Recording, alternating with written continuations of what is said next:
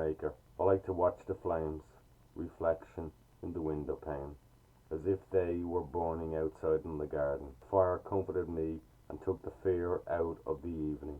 Since then I've never lived in a house that didn't have a fireplace. Every fortnight my mother would take me on the bus to see an old lady called Mrs. Gordon, who lived in Northumberland Road, a street near the canal. She'd been a patient of my mother's at the hospital years before. Mrs. Gordon had a maid called Molly, who would take our coats and bring me to the kitchen and feed me scones and hot milk. Molly would ask what I was going to be when I grew up, and whether I liked school, and did I have a little sweetheart yet. She would complain about Mrs. Gordon. God forgive me, but she can be an old pill, the way she does have me always at her beck and call. I'm run off my feet, so I am. She would walk me upstairs to the room where my mother and the old lady sat, and Molly would make up to her, sweet as pie, fluffing her cushion. Are you comfortable there, Mrs. G? Would you like a blanket? Will I put a bit of slack on the fire for you? Maybe a little sup of sherry, Mrs. The old lady would make me sit opposite her. Her hands reminded me of grease-proof paper, covered with knobbly purple veins. She always wore black, and a locket at her throat that held hairs from her dead husband's moustache inside. She also wore an eye patch under her glasses, and her other eye rolled around like a big marble. Ash from her cigarette would drop onto her dress and the cat on her lap. Sometimes she would open her legs and I would say up her knickers. There was a smell off her, which Molly told me was because Mrs. G didn't wash herself except for the odd time when the doctor came. Around the room, stuffed dead birds in glass cases stared at me. On the wall hung photographs of Mrs. G when she was young, sitting in a chair with her husband's hand on her shoulder. A pure gentleman he was, Molly said, always dressed to the nines, shoes polished like chestnuts you could see yourself in. Went off very sudden in the end, the heart. Left all to herself above. She never remarried and stayed a witty woman to this day. During these visits, I would hold my toilet until I could bear it no longer. I was afraid of the cold, musty bathroom at the top of the dark stairwell. Mrs. G had lived in her house since childhood. She told me of the time in April 1921 when there was a battle between the British Army and Irish soldiers outside the house. Myself and mother and my sisters were terrified, with the bullets whistling and cracking for 3 days. When it was over, there was blood all over the streets, soldiers and innocent people lying dead or wounded, groaning on the steps of houses and gardens. What was it all for in the end? The fighting and dying, families destroyed with the grief, brother fighting brother. She pointed her stick down at the road, where lamps shone and cars and buses passed. She told stories of the black and tans, who were reserve force of British soldiers. Oh, I'll never forget them. You hear them coming in, the crossly tender trucks, firing at people just for fun or jeering at them and walking the roads, mad drunk, the most awful language out of them. They were the dregs out of mental hospitals and prisons, most of them. They'd no respect for man nor beast. We'd hear them, we'd hide because they'd shoot you soon as you'd look at them. I'll never forget the day they burst into the chapel and shouted at the priest to get off the altar and fire their bullets into the roof at the stained glass windows. Their poor old parish priest faced them down, told them to have respect for the house of God. Shut up, vicar, they said, and knocked them to the ground. They said they were looking for rebels.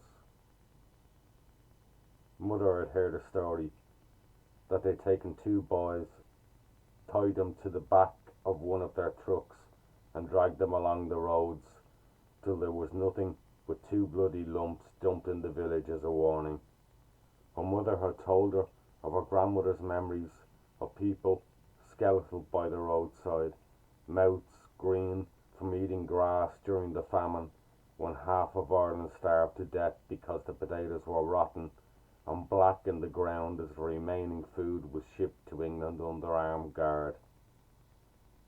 Mrs. Gordon told me stories of giants who'd gone to sleep in the sea, where trees grew over them and they became islands, of towns underwater where phantom bells still rang and cattle lowed.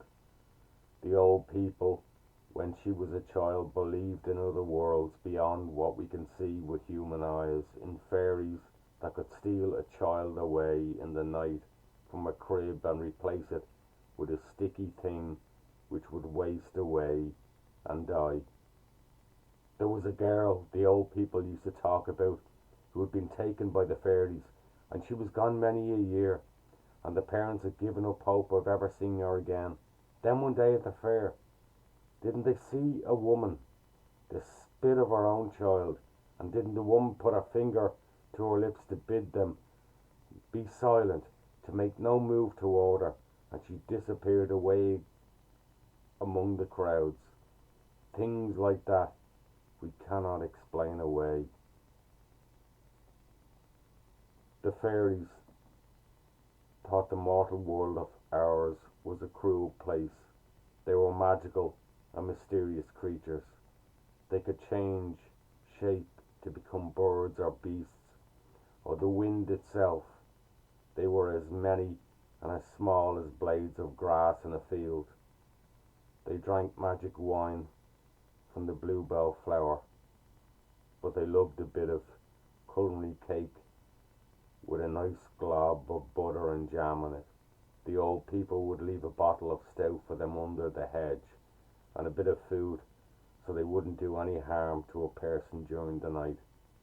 They were pure devils for stealing keys and odd shoes and socks from the human world, and they'd hide them underground in the caves where you'd never see them again, and not even St. Anthony himself could help find them. Mrs. Gordon said the most frightening thing in the whole world was a fairy woman called a banshee.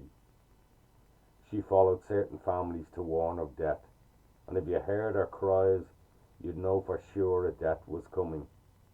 The banshee was tall and stood beneath the tree, combing her long red hair, and her crying and her moaning would freeze the blood in your veins.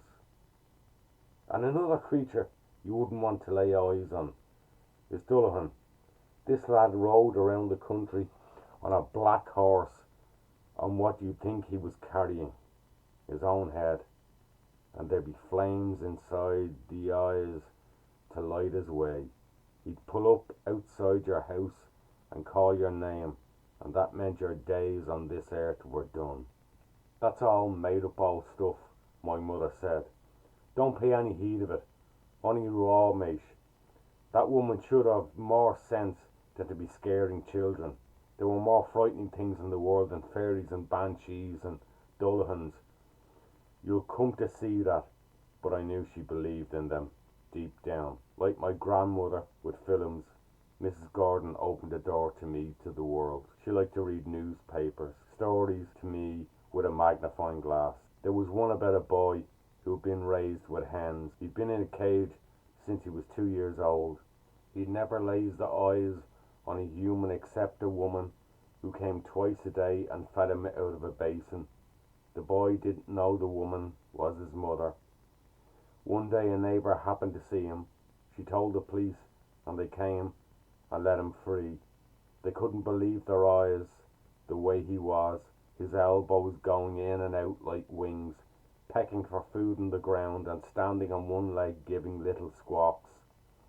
I couldn't stop thinking about him and how he had to go to school now and learn stupid things like algebra, how he had to wear shoes and learn to sit on the pot like a person and not do poo standing up like a hen. I felt sorry for the hen house boy and thought if I could be his friend, I would take him to the pictures so he'd know that everybody in the world wasn't cruel. We would be best friends, and after a while he'd forget he ever believed he was a hen. We would play football with the washing line as the goal, and I'd be Liverpool and the hen boy would be Manchester United, and I'd let him win. I wondered if the hens missed the boy when they put their heads under their wings to go to sleep at night time, but they were hens, Mrs. G said, so they couldn't understand our human world. Another story about a baby girl who was born on a plane and who died just before it landed. Isn't it sad she would never get baptized and has to go to limbo? Limbo's like a left luggage room for babies, all trying to get up to heaven because they haven't been baptized. They have no mothers to comfort them, and they have to wait till Holy God says it's all right for them to come to heaven and gaze up upon his face for all eternity. I said a prayer for the baby girl who was alive for only a few hours up there in the sky, so that one day soon she would get out of limbo and fly up to heaven in her nappy with a pair of brand new wings. Mrs. G showed me a photograph of Leica, the Russian dog, looking out the window of a spaceship. Her face looked sad. Does she know she's going to the moon? I asked, as we both stared at the worried eyes. She was blasted into space and everybody thought it was such fun. Like the dog that jumped over the moon. Then it was on the radio and that the spaceship had exploded and there wasn't a trace left of the sad-faced dog anywhere in the sky or the earth. Mrs. G showed me faces of murdered people staring out of photographs. They didn't know when someone said, "Look at the dicky bird," and say cheese, that they'd be in the paper for being murdered. Pearl in the headscarf walking home from the dance, and her body found in a field covered in frost. Her little boy called Tommy, who was found strangled in a graveyard. Ghosts can be unhappy souls, Mrs. Gordon said, who leave this world too soon. They were ghosts now, and I wanted them to haunt whoever had killed them and make them confess and go to jail forever. I imagined them wandering the roads, crying silently because of what had been done to them. The restless dead. I would have the same terrifying dream in which I saw the death coach dragged by 4 black horses, creaking and swaying up the hill to my house, ghosts behind it making a kind of music with the bones and skin of the dead. The devil, cloven-hoofed, saluting me with a silver cane, his dog snarling, teeth bared. A faceless woman, her red hair flying wild in the wind, a graveyard bride in her mud-splashed wedding dress, who spent her nights searching among the headstones for her true love. She died of a broken heart.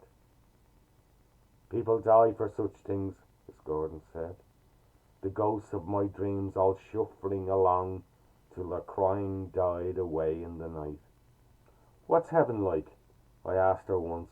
Was it full of saints and holy people who went to mass and confession?